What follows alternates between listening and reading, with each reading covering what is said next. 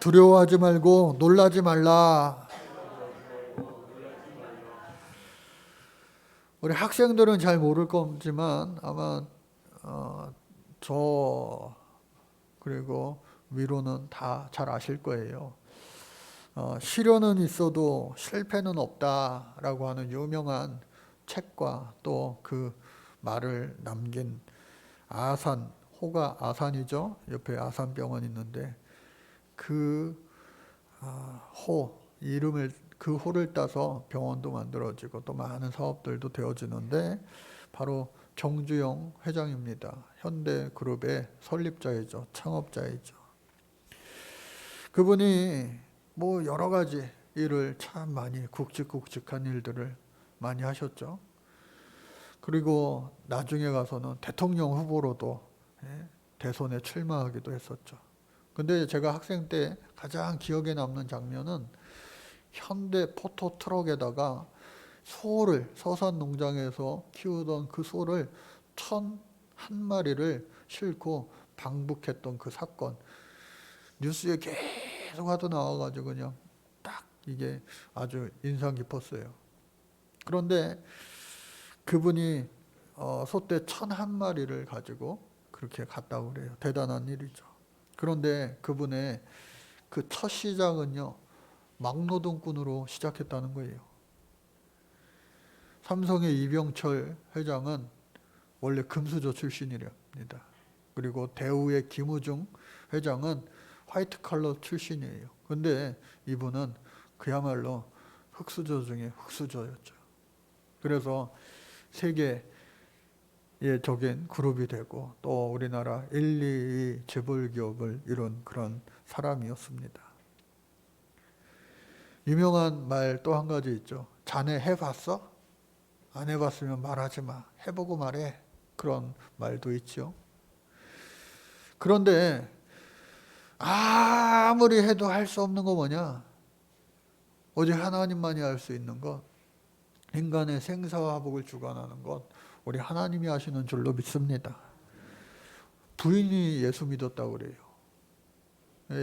이분은 예수를 안 믿었는데 자신의 장남이 교통사고로 먼저 하늘나라로 간 거예요. 세상 일은 자기가 열심히 최선을 다해서 많은 성과를 이루고 많은 업적을 이루었는데 자기 정작 아들 장남이 죽어가는데 아무것도 할 수 없어요. 무력감을 느낀 거죠. 아, 내가 아무것도 할 수 없는 존재구나. 그때에 예수님 만나게 된 거예요. 그 후로부터 많은 일들을 겪으면서 우리가 겉에서 보기에는 꽃길만 걷고 비단길만 걷는 것 같았지만 그게 아니라 그의 인생의 고비고비마다 하나님 앞에 기도하며 또 위로와 또 격려가 되었던 평생 즐겨 불렀던 찬양이 있다는데 그게 바로 내게 강 같은 평화. 여러분들 잘 아시죠? 그분이 마지막 이제 임종을 앞두고 교회 목사님과 성도들이 함께 그 병원 신방, 임종 예배와 같은 병원 신방을 왔을 때 그 정주영 회장을 향하여 내게 강 같은 평화, 일평생에 즐겨 불렀던 그 찬양을 불러 주었다라고 하는 이야기가 있어요. 여러분, 오늘 말씀 제목 뭐라고요? 두려워하지 말고 놀라지 말라. 여러분들, 세상 살면서 우리가 얼마나 두려운 일 많이 만납니까? 또 놀랄 만한 일들이 얼마나 많습니까? 그럼에도 불구하고 오늘 말씀 제목을 또 오늘 말씀의 내용을 기억하시면서 여러분들 강하고 담대하고 또 주님의 능력으로 이길 수 있는 주인공 되시기를 간절히 바랍니다. 오늘 본문 말씀 8장 1절로 이렇게 시작이 됩니다. 여호와께서 여호수아에게 이르시되 두려워하지 말라 놀라지 말라. 군사를 다 거느리고 일어나 아이로 올라가라. 보라 내가 아이 왕과 그의 백성과 그의 성읍과 그의 땅을 다 내 손에 넘겨 주었으니. 이와 같이 여호수아에게 하나님 말씀해 주시는 거예요. 여러분, 모세가 죽은 후에 지도자가 되어서 이제 참모로는 전쟁에 참여해봤지만 총지휘관, 총사령관, 대장으로는 이제 처음 참여해보는 거예요. 그때 하나님께서 축복하여 주셔서 요단강 동편에 두 왕 비온왕과 오강을 한 사람의 희생자도 없이 이기게 해주셨어요. 이게 기적이에요. 또뿐만 아니라 모세를 통하여 출애굽을 시키시고 홍해를 건너게 하신 하나님께서 이 여호수아에게 맡겨진 모든 백성들을 어떻게 해요? 요단강을 마르게 해주셔서 건너게 해주셨어요. 그리고 처음 맞닥뜨렸던 그 강하고 큰 성 여리고성을 하나님 놀라운 방법으로 와르르 한 사람의 희생자 없이 점령하게 또 진멸하게 해 주셨습니다. 그런데 그에 비하면 작고 초라하다 말할 수 있는 이 아이성에서의 전투에서 지게 된 거예요. 패배하게 된 거예요. 그 원인은 뭘까? 우리 지난주 1시간 같이 나눴죠? 아간의 범죄가 있었어요. 숨겨진 죄가 있음으로 말미암아 그것을 온전히 징계하고 또 죄 용서를 받음으로 말미암아 다시금 하나님께서 말씀하시는 거예요. 아직도 두렵고 떨리냐? 아직도 무섭냐? 불안하냐? 염려되냐? 근심되냐? 아니야. 너에게 처음 해주었던 그 내 말 잊지 않냐? 뭐예요? 우리 여호수아서 1장 6절 말씀 같이 한번 볼까요? 강하고 담대하라. 내가 그들의 조상에게 맹세하여 그들에게 주리라 한 땅을 이 백성에게 차지하게 하리라. 또뿐만 아니라 이어서 7절 말씀 보니까 어떻게 해요? 오직 강하고 극히 담대하라. 또 9절 말씀에 보면요. 내가 내게 명한 것이 아니냐. 강하고 담대하라. 두려워하지 말며 놀라지 말라. 내가 어디로 가든지 내 하나님 여호와가 너와 함께 하느니라. 그런데 이 강하고 담대하라 이 말씀을 6절, 7절, 9절 말씀에 주시는데 8절에 숨겨진 말씀이 있어요. 8절. 어쩌면 이 말씀이 더 중요한 거예요. 우리 8절 같이 한번 읽어보겠습니다. 시작. 이 율법책을 내 입에서 떠나지 말게 하며 주야로 그것을 묵상하여 그 안에 기록된 대로 다 지켜 행하라. 그리하면 내 길이 평탄하게 될 것이며 내가 형통하리라. 아멘. 말씀을 읽고 말씀을 알아야 그것을 지켜 행하든가 말든가 할 거 아니에요. 말씀을 우리가 성경책을 평생 신앙생활 하면서 겉표지는 닳고 닳습니다. 근데 속 안에는 깨끗해요. 왜? 안 읽으니까. 안 읽으니까. 설교는요, 이 성경 말씀을 오늘 우리에게 해석해 주는 거예요. 그런데 성경 자체에 하나님의 의와 능력이 있는 거예요. 그리고 우리에게 직접 말씀해 주시는 바가 있는 거예요. 그래서 여러분들 하나님 말씀을 사모하시고 가까이 하시고 또 읽으시면서 주의 말씀이 내 말씀 되기를 주의 이름으로 축복합니다. 내년부터 우리 교회에서 성경 읽기를 할 거예요. 혼자 하면요 작심 3일입니다. 길어야 작심 3주, 작심 3개월이에요. 그래서 이것을 짝을 지어서 러닝메이트가 있어야 마라톤도 끝까지 완주할 수 있고 또 좋은 기록이 나오기도 합니다. 요즘에 연말 되니까 전단지 막 곳곳에 붙은 것 중에 많이 보이는 거 뭐예요? 헬스장입니다. 헬스장. 헬스장 6개월, 헬스장 1년치. 야, 그 많은 사람들이 헬스장 그렇게 많이 다니면은 꽉 차서 어떻게 운동하나 싶은데 1년치 끊고 3달도 못 채우는 사람들이 수두룩해요. 그러니까 그만큼 뭘 하나를 하고 마음 먹고 시작해서 끝까지 꾸준히 간다는 게 쉬운 일이 아니에요.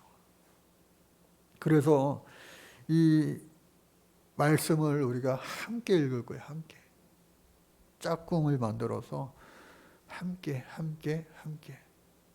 그래서 서로 도전이 되고 서로 또 힘이 되고 격려가 될 수 있도록 하나님의 말씀을 함께 하면은 읽으면 얼마나 좋다라는 것을 우리는 너무나도 잘 알고 있는데 실천을 못하는 거예요. 실천. 그래서 우리 같이 8절 다시 한번 읽어볼까요? 시작. 이 율법책을 내 입에서 떠나지 말게 하며 주야로 그것을 묵상하여 그 안에 기록된 대로 다 지켜 행하라. 그리하면 내 길이 평탄하게 될 것이며 내가 형통하리라. 하나님이 허튼 말 하셨겠어요? 이와 같이 여러분들 올 한 해가 새로 시작되는 새해가 평탄하시기를 바라고 또 형통하시기를 바랍니다. 그러기 위해서 말씀 읽고 말씀대로 행하는 우리가 한번 되어 봅시다. 그래서 베드로전서 1장 24절 25절 말씀 같이 한번 읽어볼까요? 시작. 모든 육체는 풀과 같고 그 모든 영광은 풀의 꽃과 같으니 풀은 마르고 꽃은 떨어지되 오직 주의 말씀은 세세토록 있도다. 말씀은 변함없습니다. 기록된 말씀이 오늘 우리에게 똑같이 이루어질 줄로 믿습니다. 그게 믿음 아니겠어요? 그래서 우리 교회 아까 얘기한 것처럼 성경 읽기 하는데 성경 1독을 목표로 합니다. 성경 1독을 하려면요, 주일날에는 5장을 읽어야 돼요. 그리고 평일날에는 3장을 읽어야 돼요. 그러니까 3, 6, 18, 18장에다가 5장 나면 일주일에 23장을 읽어야 됩니다. 보통 어려운 일 아니에요. 설날에도 읽어야 되고 추석에도 읽어야 돼요. 보통 어려운 일 아닙니다.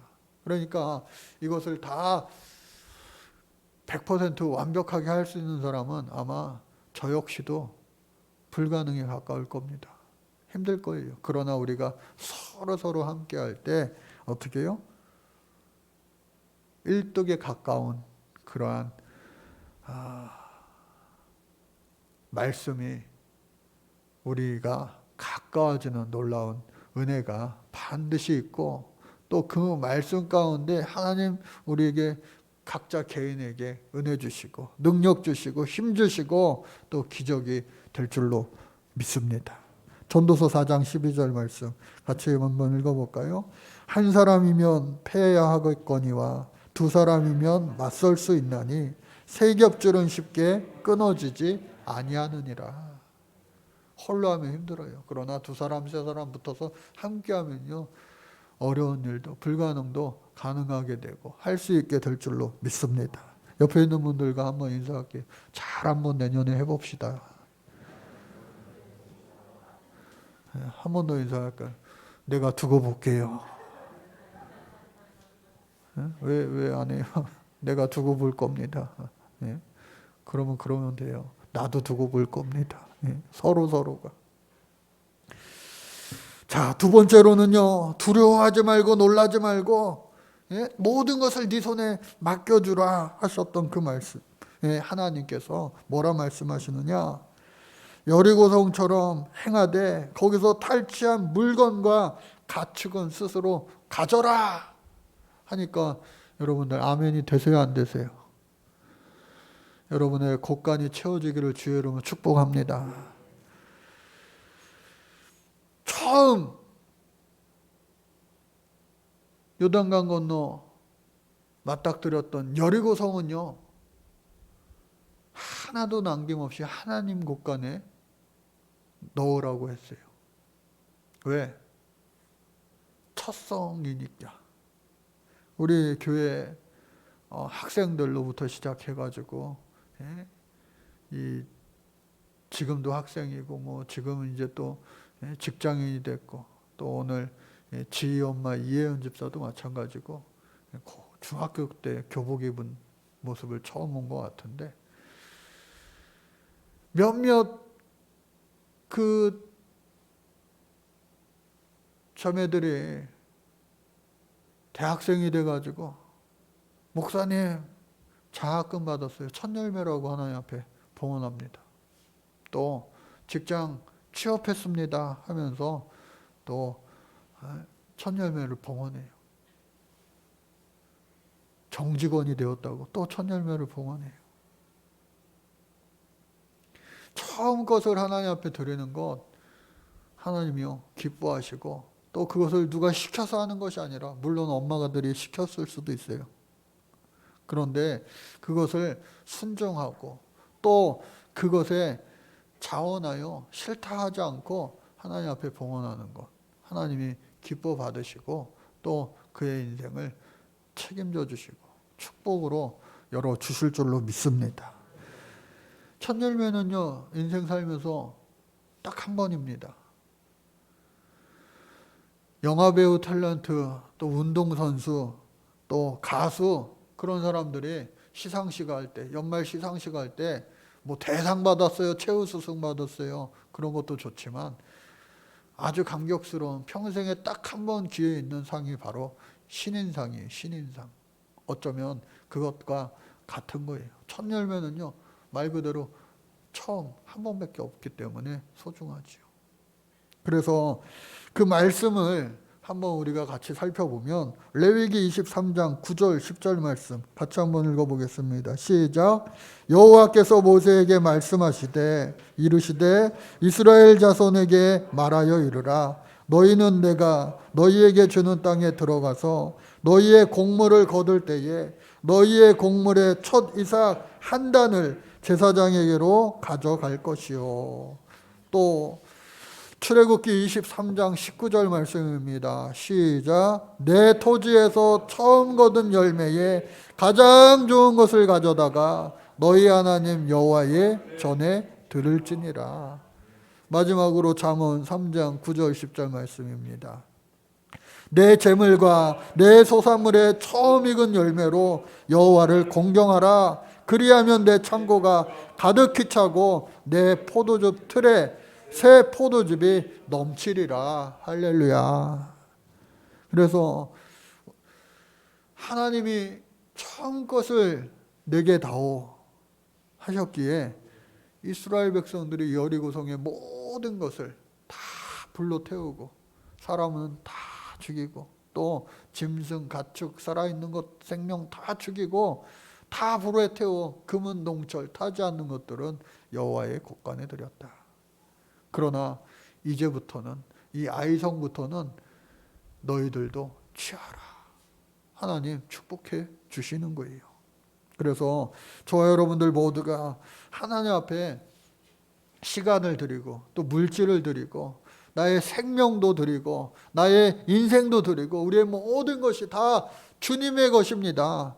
고백하며 그것을 실천하며 살아갈 때에 하나님이 그 인생을 왜 아니 더 축복 안 해주시겠어요? 왜 그 인생을 책임져 주시지 않겠어요? 그러한 인생 가운데 어떠한 두려움도 없고 어떠한 놀랄 일도 없고 하나님 안에서 늘 기쁨과 감사와 충만한 행복이 넘치게 될 줄로 믿습니다. 그래서 저와 여러분들 그렇게 살 수 있는 믿음의 사람 되시기를 간절히 바랍니다. 마지막으로 세 번째, 너는 아이성 뒤에 복병을 두라 말씀하셨습니다.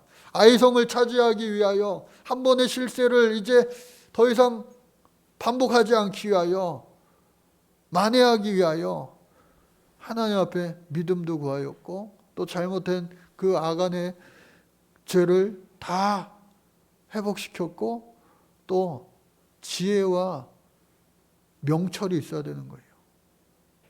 전략과 전술도 필요하다는 겁니다. 믿음으로 다 되지.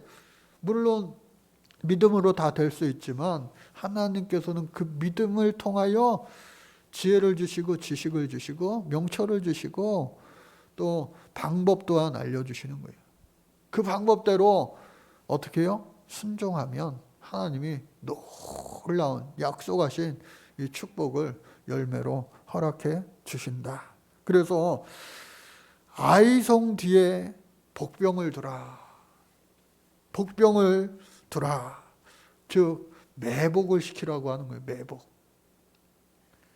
처음에 이 이스라엘 백성들이 여리고성을 무너뜨리고 나서 단 한 명의 희생자도 없으니까 교만해졌어요. 의기양양했어요.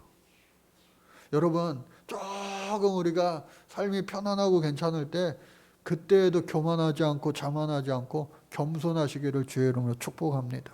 예? 겸손하지 않으면요, 한순간에 다 모든 것을 잃어버릴 수 있는 거예요.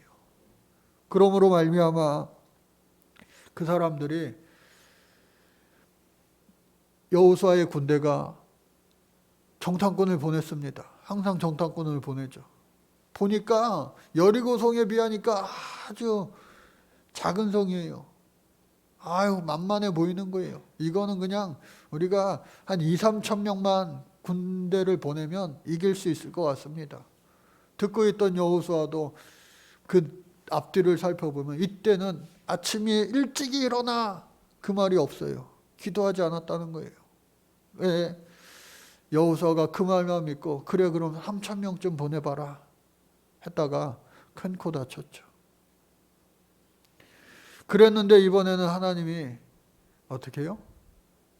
기도하니까 부르짖으니까 격려해 주시고 위로해 주실 뿐만 아니라 복병을 두어라. 네, 알겠습니다. 그래서 지난번보다 3천 명보다 10배 많은 3만 명의 복병을 두게 됩니다. 또 그 중에 5천 명을 또 더하게 됩니다. 그리고 1절에 보면 모든 군사들이 함께했다. 그만큼 철두철미하게 이번 전쟁을 준비했다라고 하는 겁니다. 그래서 이들이 복병을 치고 또 지난번처럼 공격해 들어갑니다. 그리고 돌아서 오는 거예요. 전쟁을 막 치르다가 야, 안 되겠다, 뒤로 돌아가 하면서 막 도망쳐 오는 거예요. 근데 그것이 바로 함정, 유인작전이었다. 그러니까 매복작전과 유인작전을 함께 결합하여서 이 아이성 군대를 다 속인 거예요. 예, 이 아이성 군대가 야, 저것들 봐라.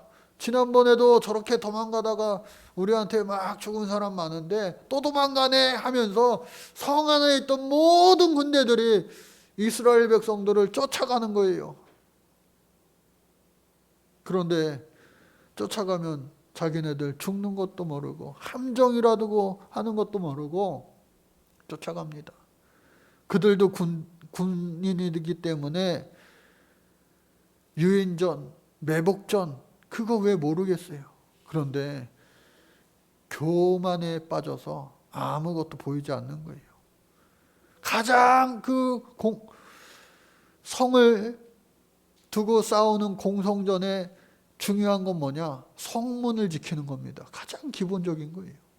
그래서 성경을 자세히 보니까 이스라엘 백성들을 쫓을 때에 성문을 활짝 열어놓고 그냥 쫓아간 거예요.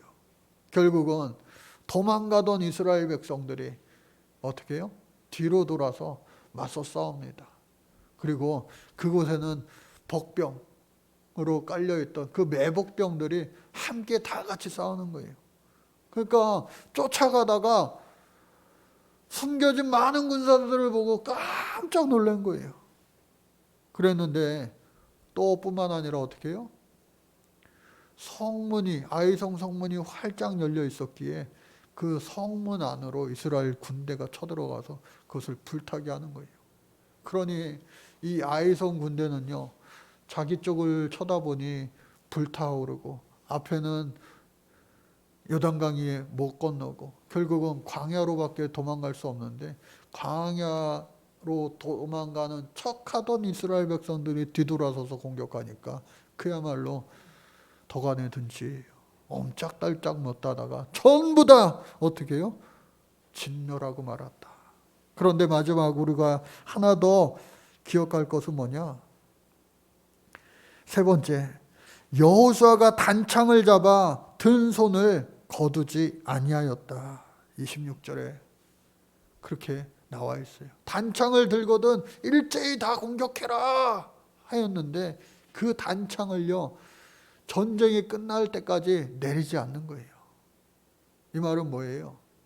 지도자가 마지막 한 사람까지 다 챙기고 나서 모든 것을 마무리하는 거예요. 여호수아는 자기가 누구보다도 큰 용사였지만 앞장서서 칼 들고 싸운 것이 아니라 단창을 높이 들고 하나님 앞에 기도했다는 겁니다. 이때에 생각나는 건 부분이 있지 않습니까? 바로 그의 스승 모세가 기억이 납니다. 출애굽기 17장 11절 12절 말씀 우리 같이 한번 읽어보겠습니다. 시작. 모세가 손을 들면 이스라엘이 이기고 손을 내리면 아말렉이 이기더니 모세의 팔이 피곤하매 그들이 돌을 가져다가 모세의 아래에 놓아 그가 그 위에 앉고 하고 아론과 훌이 한 사람은 이쪽에서 한 사람은 저쪽에서 모세의 손을 붙들어 올렸더니 그 손이 해가 지도록 내려오지 아니한지라. 여러분, 가정의 기도의 파수꾼들, 신앙의 파수꾼들, 믿음의 파수꾼들, 여러분들인 줄로 믿습니다. 여러분들이 깨어 기도하고 있을 때 그 가정은 하나님께서 지켜보호하여 주실 줄로 믿습니다. 교회도 마찬가지예요. 저와 여러분들이 영적인 아론과 훌이 되고 또 우리에게 맡겨진 양떼들을 위하여 내가 모세가 되고 내가 여호수아가 되어 지치지 않도록 협력자들과 동역자들과 함께 손 높이 들고 우리 하나님 앞에 기도할 때 하나님은요, 우리의 모든 양떼들을 지키시고 우리의 자녀들을 지키시고 우리의 모든 것을 지키실 뿐만 아니라 더하여 주실 줄로 믿습니다. 그래서 여러분들 이 매복작전, 유인작전 또 끊임없는 그 기도로 말미암아 하나님께서 그 아이성을 취하게 해주셨어요. 모든 것을 다 취하게 해주셨다. 그러니까 한 번의 그 실패, 아니 그 정주영 회장 말대로 실패가 아니라 시련은 오히려 그들에게 좋은 유익이 되었다. 그래서 때로는 우리가 참 이게 안 될 때가 있어요. 그러나 그 안 되는 것도 지나고 보면 하나님이 우리에게 큰 약 처방을 해주시는 것과 같다. 로마서 8장 28절 말씀 뭐라고 이야기합니까? 시작. 우리가 알거니와 하나님을 사랑하는 자 곧 그의 뜻대로 부르심을 입은 자들에게는 모든 것이 합력하여 선을 이루느니라. 잘 안 되는 거 있잖아요. 예? 그것도요, 그때에 하나님 앞에 기도하고 또 지혜를 구하고 또 하나님의 방법을 구하고 하면 처음 된 것보다 더 놀랍게 하나님 이루어 주시는 귀한 보약이 되고 또 은혜가 될 줄로 믿습니다. 그래서 때로는 우리가 좋은 교사들한테만 배우는 것이 아니라 반면교사라고 하는 말 들어보셨을 거예요. 이들이 이 이스라엘의 군대에게만 배우는 것이 아니라 반대로 아이성 군대에게도 우리가 반면교사 삼을 것이 있어요. 그들은 하나님에게 불순종하여 수백 년 동안 하나님이 참고 참으시다가 이스라엘 백성들로 하여금 다 진멸케 하셨는데 그 마지막 진멸의 과정 가운데서도 그들이 끝까지 교만하여, 왜? 하나님의 백성들 여리고성 사람들은 벌벌 떨고 막 만발의 준비를 하고 성문을 닫고, 그러니까 아무리 이 빈틈이 없어가지고 하나님이 그건 사람의 방법이 아니라 나의 방법대로 7일 동안 니네들이 내 말대로 해봐라. 와르르 무너진 거 아니에요. 그런데 아이성 사람들은요, 처음에 한번 공격해 들어왔을 때 이겼다고 자신만만하여서 싸울 때 다 쫓아가고 성문을 그냥 잠그지도 않고 활짝 열어놨다가 결국은 쉽게 다 망한 거예요. 그래서 우리가 반면교사 삼을 거 뭐냐? 잘 될 때에도 조금 내가 남들보다 좀 뛰어나고 우수하고 잘 될 때에도 절대로 여러분들 교만하지 마시기 바랍니다. 그리고 언제든지 하나님 앞에서 겸손해야 돼요. 교만하는 순간 빈틈이 생기게 되어 있습니다. 잠언 16장 18절 말씀, 유명한 말씀이죠. 시작. 교만은 패망의 선봉이요 거만한 마음은 넘어짐의 앞잡이니라. 그래서 지난 금요일 날 심야기도회 끝나고 12시에 시작했는데 본방 사수하신 분들도 계실 거예요. 여러분, 월드컵 16강에 우리가 진출할 것 같았습니까? 안 같았을 거예요. 그리고 더더욱 금요일 날 보면서 우리가 과연 포르투갈을 이길 수 있을까 생각했던 분들은 이상주의자예요. 현실주의자가 아닙니다. 그런데 기적이 일어났잖아요. 그 새벽에 포르투갈을 역전승한 거예요. 역전승. 그러니까 난리가 난 거예요. 그런데 거기까지는 어찌 보면 우리가 열심히 해서 실력으로 이겼다라고도 할 수 있어요. 또 한 가지, 포르투갈이 자만했던 거. 아유, 대한민국 그냥 이길 수 있겠지. 그런데 또 하나의 기적은 뭐예요?